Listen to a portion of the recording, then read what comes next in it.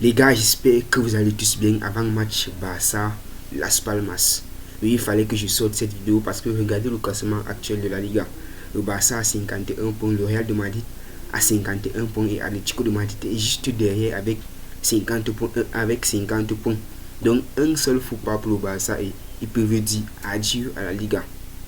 C'est un match très important pour le Barça, d'autant plus que c'est aussi une sorte de revanche. Au match aller, cette équipe de Las Palmas a battu le Barça 2-1 contre toute attente. Le Barça a tout fait pour revenir au score, mais malheureusement c'était impossible parce que cette équipe a une très bonne défense, je vous le rappelle. Et je tiens aussi à m'excuser parce que vous savez, il y a beaucoup de matchs du Barça, beaucoup d'actualités, donc je n'ai pas parlé sur la chaîne, c'est parce que je suis très occupé. C'est pour ça que de temps en temps, lorsque j'ai un petit temps creux, je fais l'effort de balancer deux vidéos par-ci par-là, mais si vous mettez 100 pouces bleus à cette vidéo, je vous promets de faire un effort et de faire le débrief de ce match. C'est l'occasion pour vous de me montrer que vous me soutenez et mettez un maximum de pouces bleus objectif 100 pouces bleus. Est-ce que le Barça peut réellement inquiéter cette équipe de Las Palmas? Honnêtement, je pense que oui. Bon, après, Las Palmas c'est une équipe qui a souvent beaucoup de succès contre le Barça. On voit en 10 confrontations, c'est 5 victoires pour le Barça, 3 victoires pour Las Palmas contre 2 matchs nuls. Vous voyez que c'est une équipe qui est beaucoup en confiance contre le Barça et je n'aimerais pas que le Barça tombe encore sur le piège du match aller. Le Barça ne doit pas encaisser le premier but parce que si ça se passe encore, ça risque d'être compliqué. Au meilleur des cas, le Barça risque de faire encore un match nul contre cette équipe. Donc le Barça doit marquer en premier, il doit tout faire pour étouffer cette équipe parce que vous connaissez ce genre d'équipe. Le Real de Madrid est en train de venir en force, les gars. Ils viennent de se qualifier contre Manchester City avec un grand Kylian Mbappé qui a d'ailleurs triplé. Franchement, l'équipe du Real de Madrid est en train de venir en force et le Barça ne doit rien lâcher. Parce que vous savez, il y avait un certain temps, les gars étaient dans une mauvaise forme, ils n'arrivaient pas à faire les différences. Mais maintenant, ils sont de retour avec un Kylian Mbappé. Désormais, le Real ne peut plus compter seulement sur Vinicius. Il y a aussi un Mbappé derrière qui peut finir les occasions, qui peut donner la victoire. Il y a aussi un Bellingham qui peut aussi finir les actions. Cette équipe du Real Madrid est en train de devenir très dangereuse et le Barça ne doit rien lâcher parce que si le Barça perd maintenant, c'est que c'est fini. Vu le niveau du Real actuel, je ne pense plus que les gars ils vont se permettre de perdre des points. Gars, je vois quand même le Barça s'imposer dans cette rencontre. N'hésitez pas de suivre la vidéo jusqu'à la fin. À la fin de la vidéo, on va essayer de donner un petit score exact pour le Barça. Maintenant, on va passer au 11 type pour le Barça. Maintenant, comme gardien de but, j'aimerais voir Inaki Peña à la place de Chesney.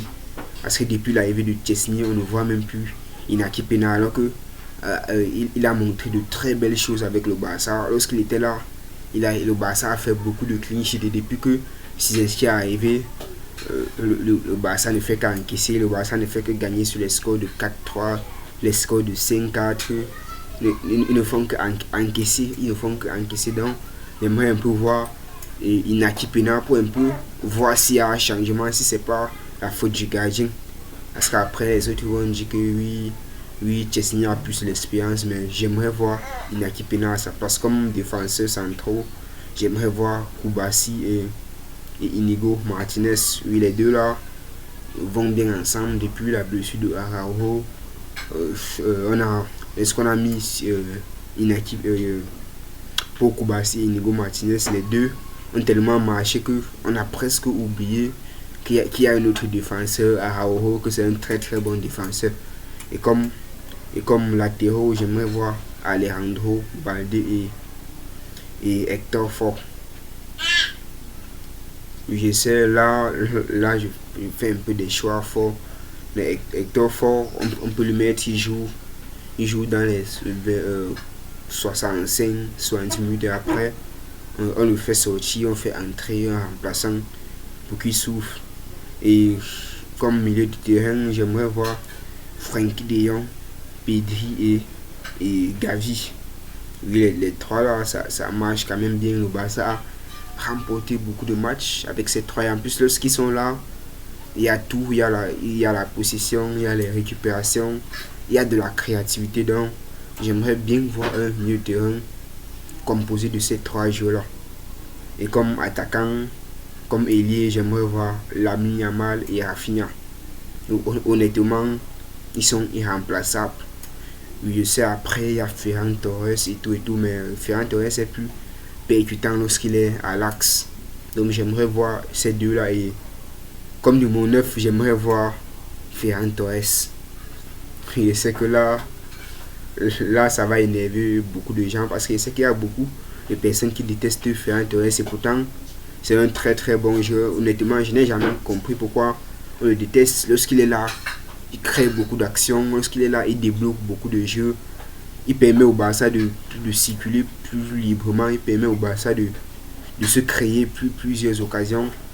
À la différence de Lewandowski. Lorsque Lewandowski est là, c'est vrai, Lewandowski c'est un buteur, mais il n'apporte pas beaucoup dans le jeu comme Ferran Torres. Donc j'aimerais voir Ferran Torres. Il peut même jouer 60 minutes après, on le fait sortir, on fait entrer Lewandowski. Oui, c'était le 11 type pour cette rencontre. Maintenant, on va passer au score exact. On voit quand même le Barça s'imposer sur un score de 4 buts à 1. De 4 buts à 1 parce que, vous savez, avec le Barça, avec la défense, on n'est plus trop sûr. Contrairement à l'attaque. À l'attaque, on a des certitudes. On est capable de marquer 5, 6 buts, voire même 7 buts dans une même rencontre. C'est pour ça que je vois le Barça marquer au moins 4 buts et encaisser au moins un but. Donc c'était tout pour cette vidéo. Si vous avez aimé, n'oubliez pas de vous abonner et de mettre un petit pouce bleu pour ne rien manquer de nos prochaines vidéos. Et à 100 pouces bleus les gars, je vous promets de faire une vidéo débrief. À la prochaine, ciao.